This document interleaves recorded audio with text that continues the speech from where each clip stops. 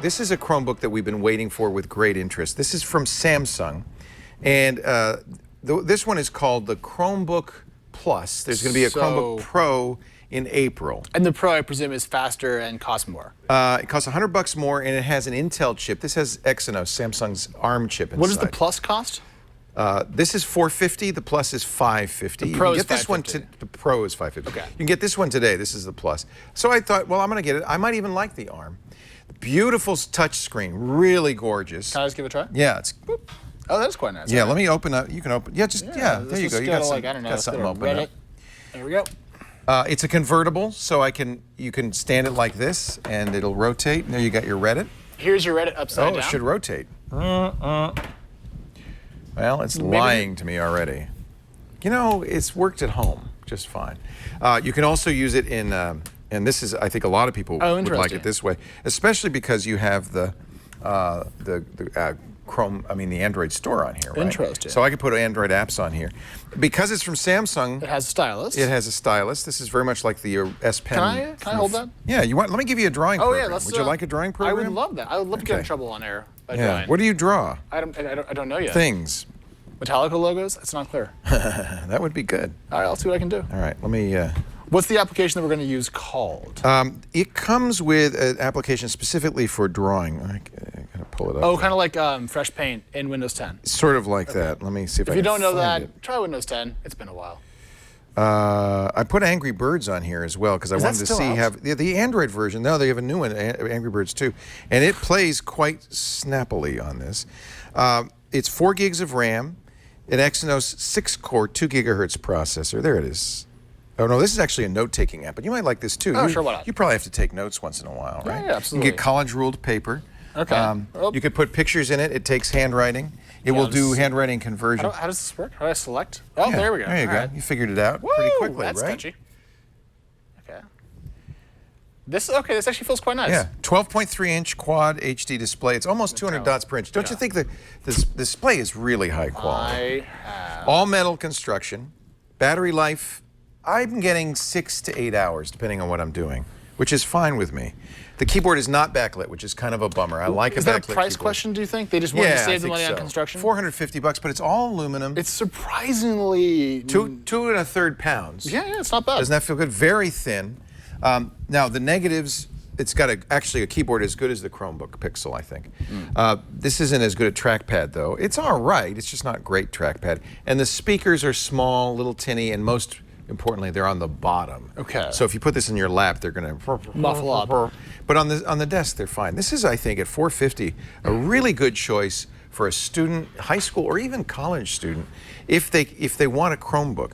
And what pleases me is this isn't the only middle-of-the-line Chromebook we're starting to see. Now, Dell has a $500 series of $500 Chromebooks, some with even very fast processors and more RAM. This one's limited to 4 gigabytes.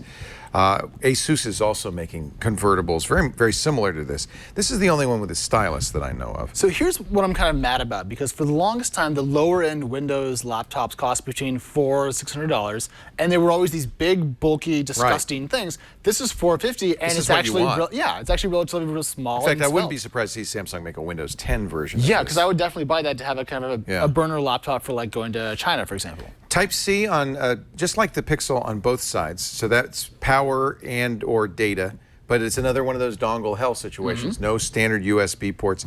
It's got a volume rocker, an on-off switch, and on this side, a headphone jack. This is kind of interesting. Micro SD card slot. Oh, interesting, okay. So I've added a 128 gig micro SD card, which doesn't look like it's unified with the internal 32 gigs, but at least gives me more storage or a way to import and export stuff. But remember, a Chromebook is really about being online. Yeah. And so it does one thing, which is internet. Yeah. Storage is less important. However, the thing is, now that it does Android Store, I can get Lightroom on here. I can get a lot of heavy-duty apps. Is that store robust? Is it really fully stocked enough to be useful? Multi-million apps, yeah. It's I know, much but like the it's a vanity number. People say I understand that. there's a lot of useless apps, but no, it has pretty much all the apps that you could see on the iPhone.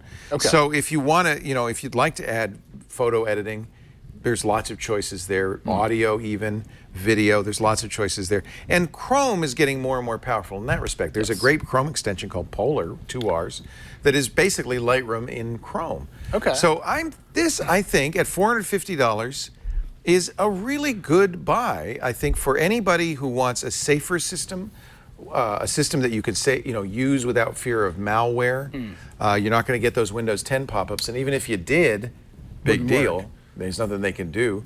And for a student who doesn't, and you don't want to spend a lot of money, but you want something fairly robust, the nice thing for students is even if you lose this, you're using the cloud. Right. You just log into a new Chromebook and your stuff's there, or use one at school and one at home, and your stuff's there. This is, for me, a definite buy. This is interesting because Samsung leaked this in November or early December by accidentally posting the website. Accident, or was it actually an accident? It was a good tease. It got me excited about it. Yeah. And it took them a few months to come out with it. Then we started seeing benchmarks for an app or a device called Kevin. And this is actually Kevin. You're meeting Kevin right now. And I think that they got a lot of interest going for it, and I think it was worthy. This is a very good choice. How much better does it get for your use if the screen was detachable? So if you could actually detach it, how much more would you like the device? Well, then it's something like the Pixel C tablet. Or the Surface Line and so forth. Yeah. Because I'm not very accustomed to laptops that come into 2 pieces.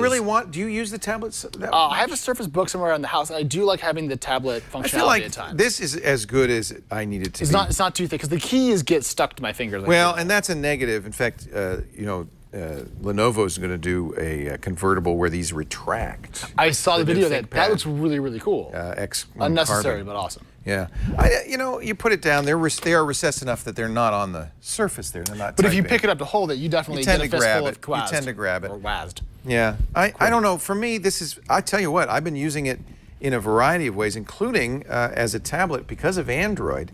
This is great for an Android app. You get a big 12-inch screen, and I've been very happy with it. I'm using it more and more. I love the lengthy battery life. I love the lightweight, the thinness. I would say a definite buy. If you're in the market for a Chromebook, you should absolutely, if you can afford spending a little bit more, look at these somewhat higher-end Chromebooks, not just from Samsung. This is the Samsung Chromebook Plus, but also from Dell and ASUS. I think this is a mature product now, and they're doing some really good work. Why isn't Google making its own hardware here? Why are they only working with OEMs? This is an interesting question, and I don't know what the answer is. This is supposedly from Samsung in conjunction with Google.